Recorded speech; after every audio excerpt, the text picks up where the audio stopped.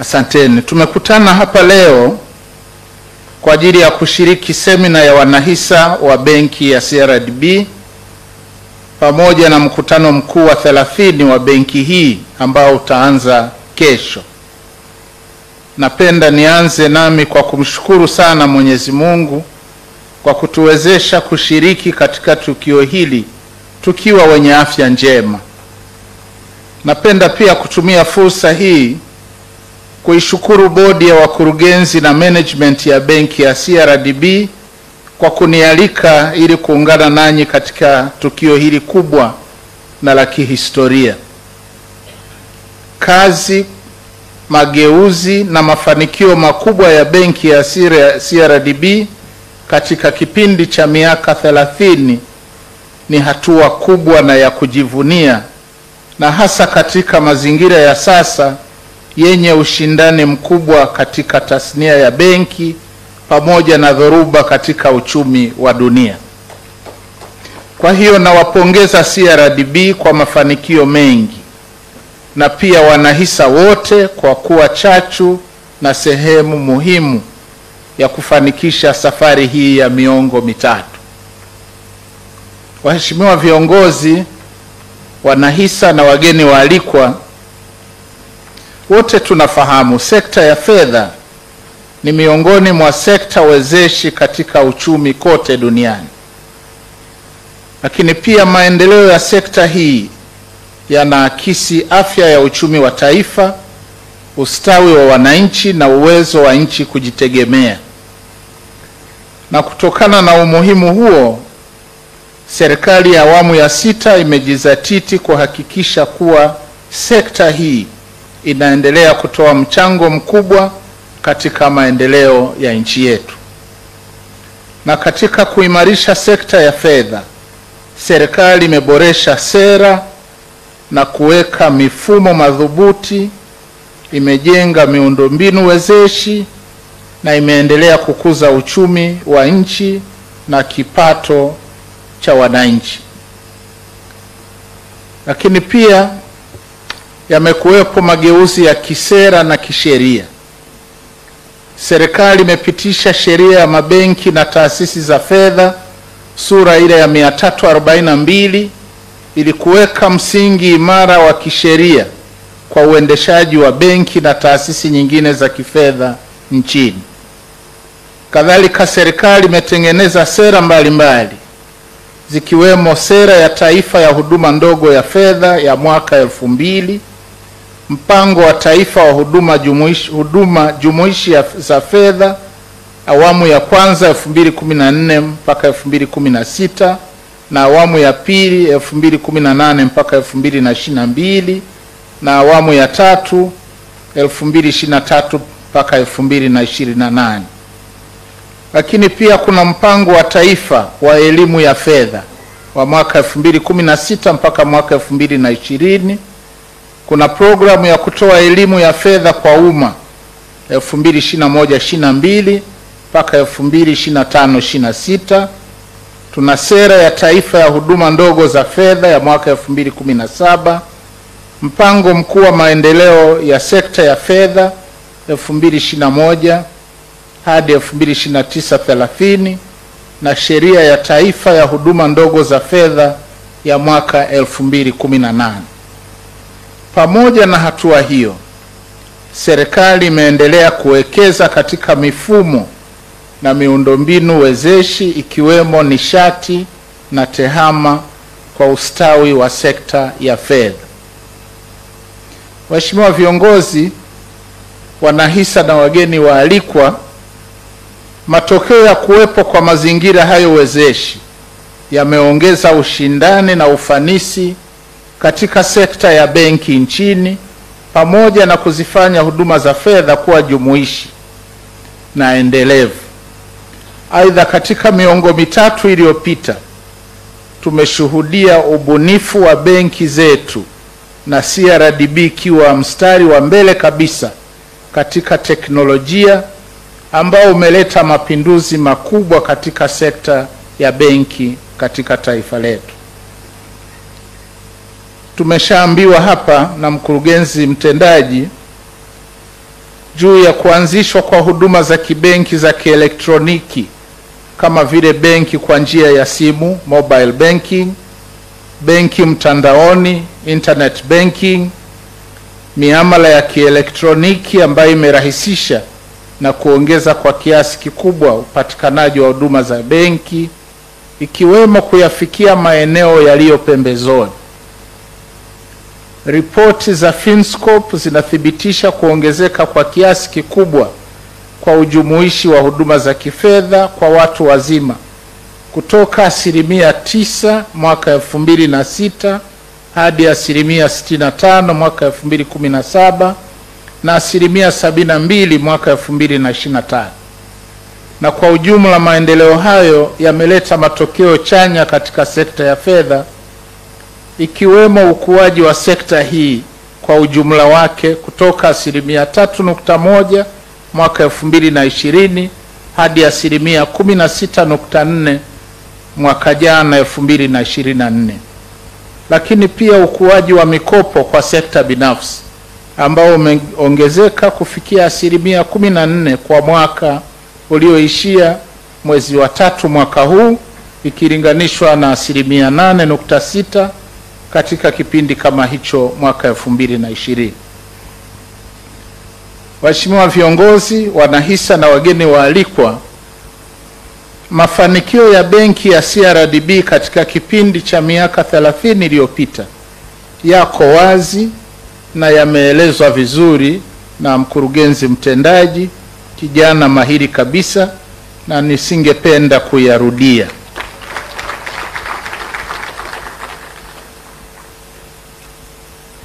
Sasa, pamoja na mafanikio hayo makubwa, ili benki ya CRDB iendelee kukua na kushamiri katika karne ya 21, ningependa nitumie muda uliobaki wa hotuba kushauri ijielekeze na kuongeza nguvu katika maeneo kama 5 hivi yafuatayo, na hayo ni kwa uchache.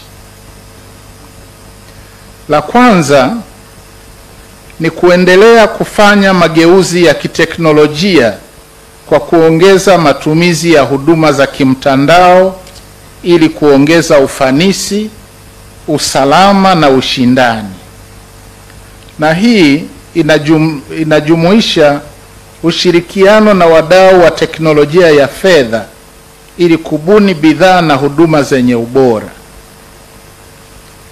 Kuwekeza kwenye teknolojia kutapunguza gharama za uendeshaji, kutawezesha kuwafikia wateja wengi zaidi kwa muda mfupi, na hasa walio vijijini na maeneo yasiyo na matawi.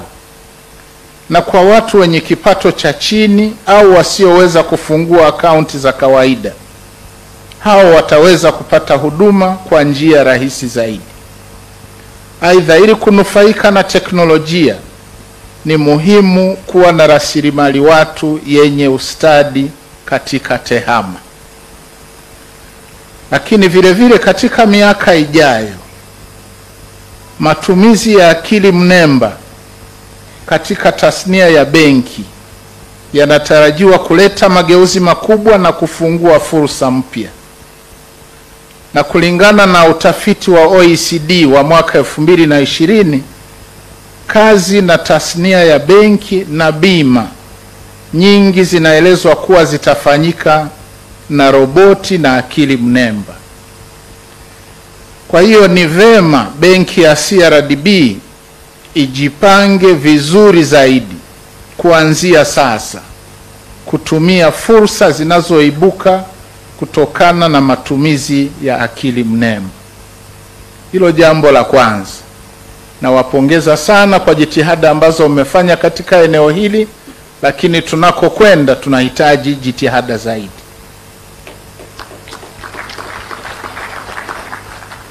Jambo la pili, kukua kwa matumizi ya teknolojia kumeleta pia wimbi la matukio ya uhalifu wa kimtandao unaohatarisha mitaji ya benki duniani na kuongeza gharama za kukabiliana nao.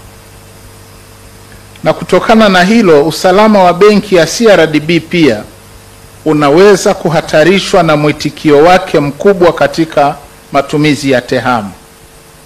Hivyo, udhibiti wa tishio la uhalifu wa kimtandao unapaswa kuwa kipaumbele cha benki yetu hii ili kujenga imani ya wateja na kulinda heshima yake. Jarida la Cybercrime toleo la mwezi wa pili mwaka huu linakadiria kuwa miaka michache ijayo dunia inatarajia kuelekeza takriban dola za Kimarekani trilioni 10 kuimarisha usalama wa mtandao kwa mwaka. Kwa hiyo benki yetu ya CRDB, kwa maoni yangu, haina budi ijiandae na ijihami mapema na wakati wote kupambana na uhalifu wa kimtandao. Jambo la tatu,